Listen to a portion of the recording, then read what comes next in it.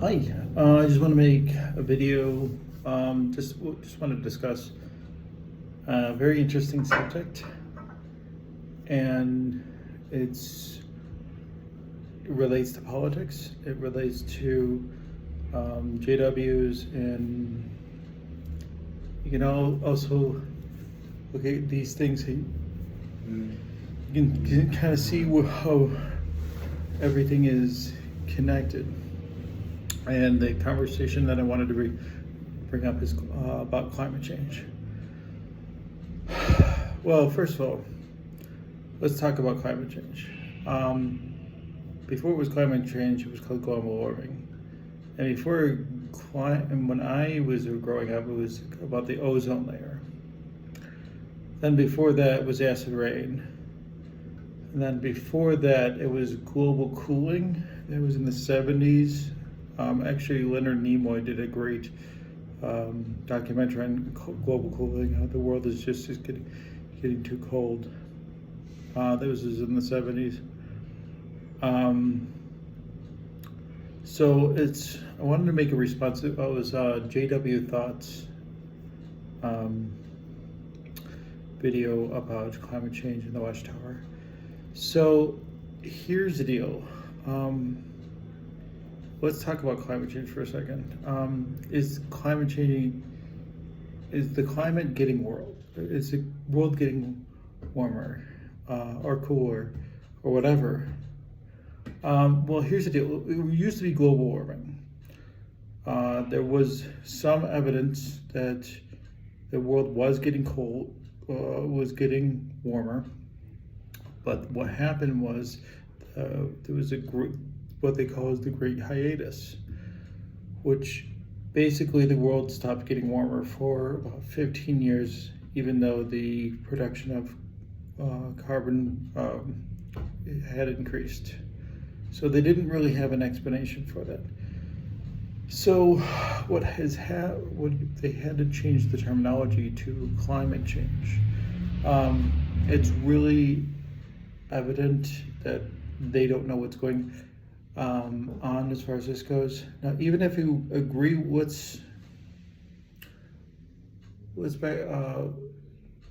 that's kind of the gist of it.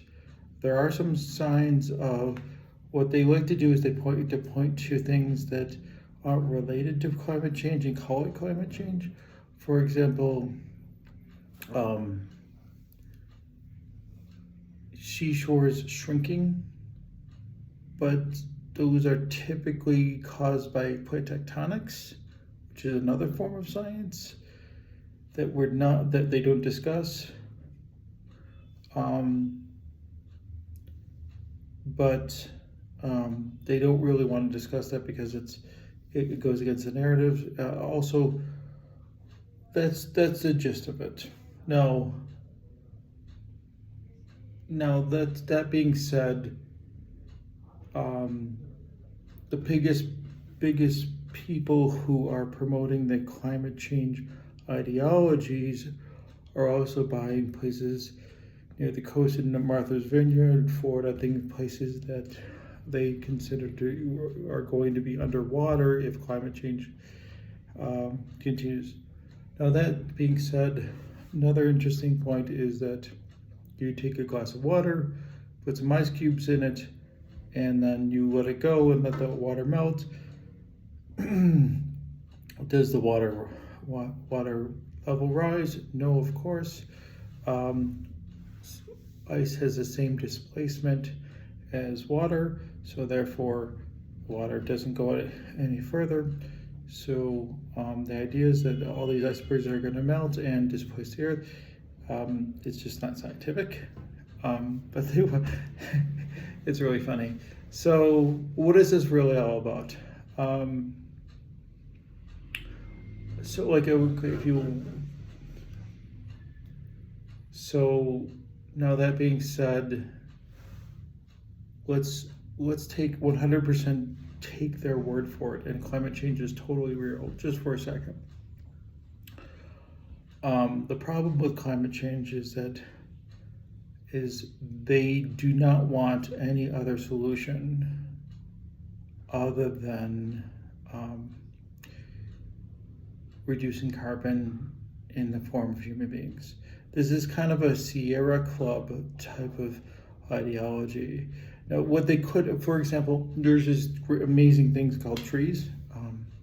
They could scientifically come up with the idea of how much trees are trees that are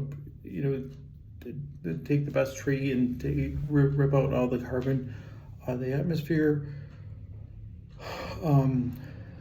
They could calculate how much carbon that they're putting in the atmosphere and take it out by putting that many trees. That could be a simple solution. They don't want that type of solution. They have machines that can rip carbon out of the air for pennies on the dollar. They could give you that type of solution. They don't want that type of solution. The United States has greatly reduced its carbon footprint over the last 10 years. And yet they feel guilty about it. However, India and China in particular produces 3 times the amount of carbon that the United States does, and is expected to build 2 coal power plants every week for the next, I think it's still off the top of my head, I think it's the next 3 years, 2 plants per 3 years. So they are scaling up the amount of carbon they're using, and they're not holding back. So, I say this to say this, that if anybody who's really serious about climate change, what they really should be, if they think this is the number one problem and there's no other solution like planting trees or ripping out carbon or anything like that, it would be war with China. Because China is continuing to increase their footprint. They're the number one pollutants they're putting the most carbon in the air. They're not going to slow down. They're increasing the amount of carbon. And if you think that this is your number one issue, if you think you know the science, you know this is definitely happening, you have to say that China is the number one issue. I wouldn't even entertain any other ideology. If they are serious about climate change, they have to be saying go to war with China. No one's saying that. In fact, what really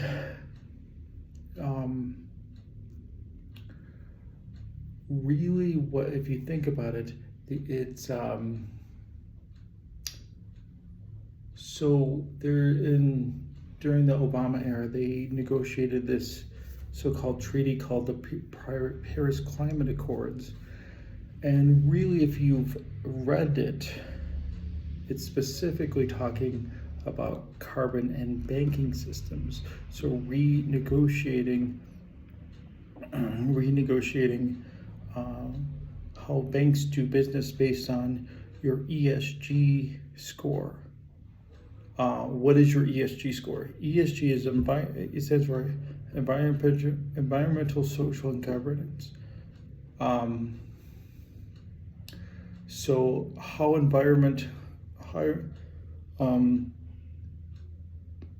what seems to be happening this is all related to what they call the Great Reset. They seem to be doing some sort of stagflation where they're both losing jobs and inflation's happening. It's the worst type of economy that you possibly can have, and they're trying to do this worldwide.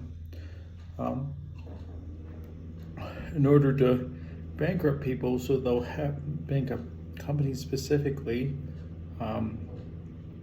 and force the central bank to take money, and depending on what your like Bank of America or Wells Fargo or whatever, the big Citibank, they're all taking trillions of dollars, and they have to pay that back, and the interest rate will be based on your ESG score. Now, their ESG score will be based on what people or companies bank with them and their ESG score. So how environmentally friendly, how social justice you are, how much are you going to comply with your government. I say this to say, I said all this, and I'm giving you a lot of information in a very short period of time. And I'm replying in the sense of JW thoughts, because the reality is, this shows you how liberal the Watchtower is. The Watchtower is fully on board with the Great Reset agenda. They're on board. Them pushing the ideas of climate change and compliance with the government. Right now, years ago, when I grew up at JW, they were like, no way, I'm not going to comply with the government and things like this. Is just like a total opposite. Now, they're total compliance with the government. They're having vaccine, whatchamacallits, in the backyard, stations in their parking lot.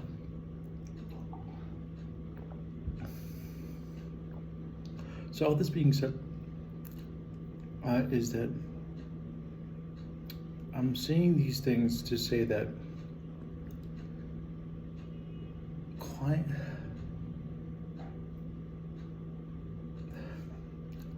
climate change is a bizarre ideology. It's really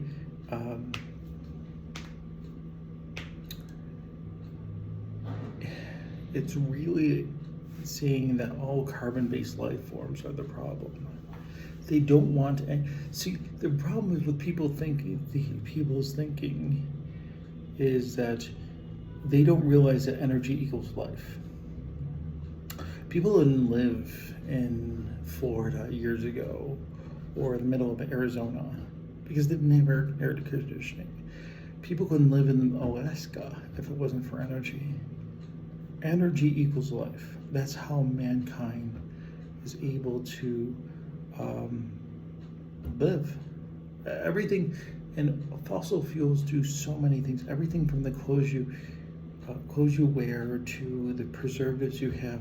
Now, obviously, there can be things that are a little bit better, and maybe there be some other natural ways of preserving food, or this, that, the other. But this is the best we have right now. And until they come up with a better solution, and if you think of it, the reality is, if you really don't understand these things, I don't know. It's just, I really feel sorry for you. This is why I'm trying to help people in general, is because it's their philosophy. They don't understand these things, and they don't know what's coming. Think about it this way. They don't accept clean energy. Okay, the cleanest form of energy is nuclear or hydroelectric. They're against both of them. And I say they, it's mostly the globalists. Why? Because they produce a lot of energy for very cheap. And they're super clean.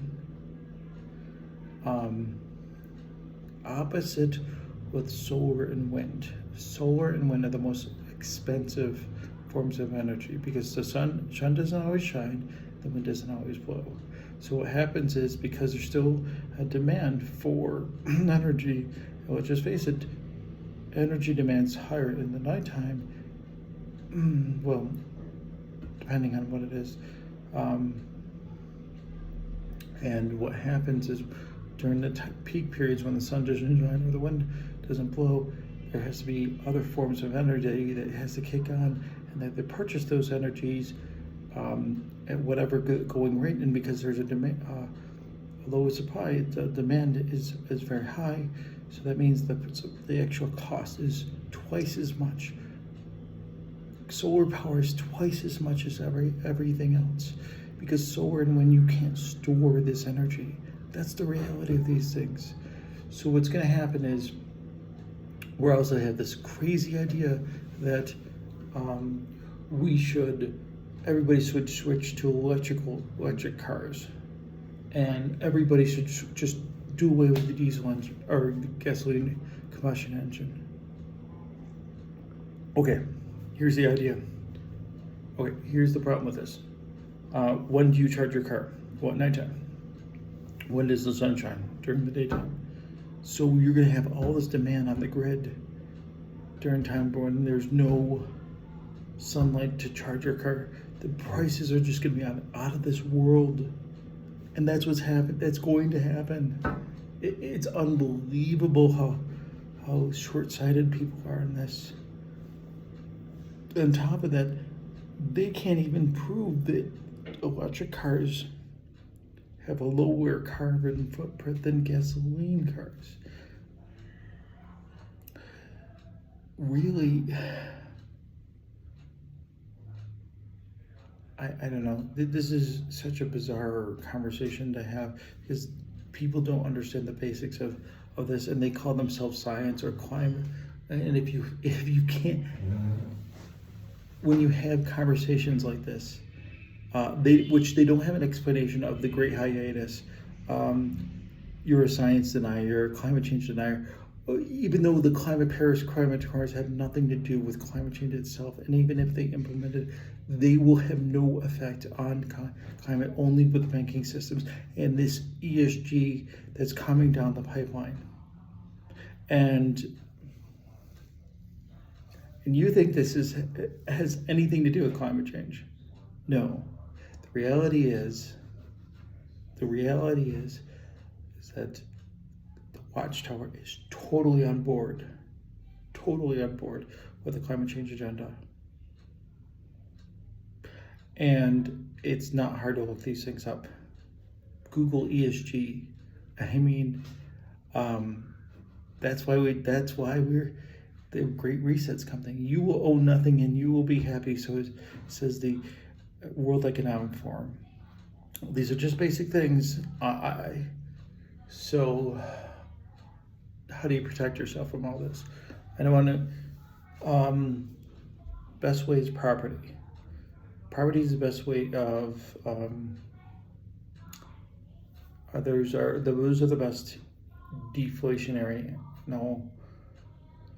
assets. Now, what I mean by property, I don't mean just like real estate. I mean gold, silver, things that are actually sellable, crypto, especially because, I mean, I personally believe, like, it's hard to know the silver market, they seems to have multiple, the silver market, was to pick this up, the demand for silver has never been higher, but the price of silver has always been $25 around for the last 50 years. So why?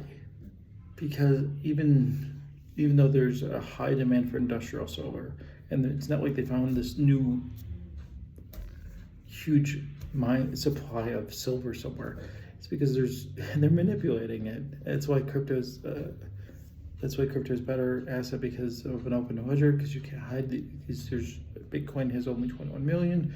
I can start making more. Ethereum is soon to be a deflationary asset. I think Litecoin has 25 million, I believe, off the top of my head.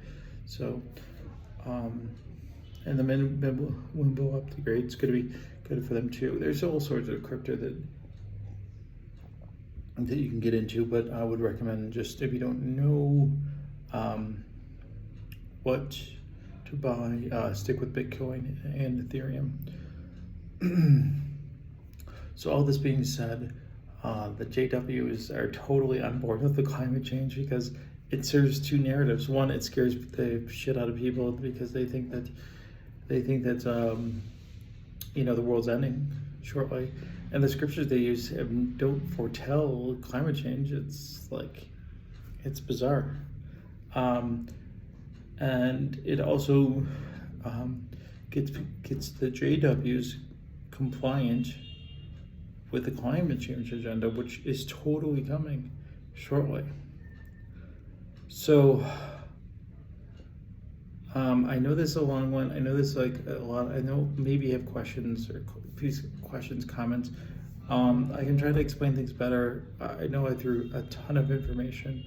I kind of broke it down for you as best as I can. So yeah, please leave your comment, like, subscribe.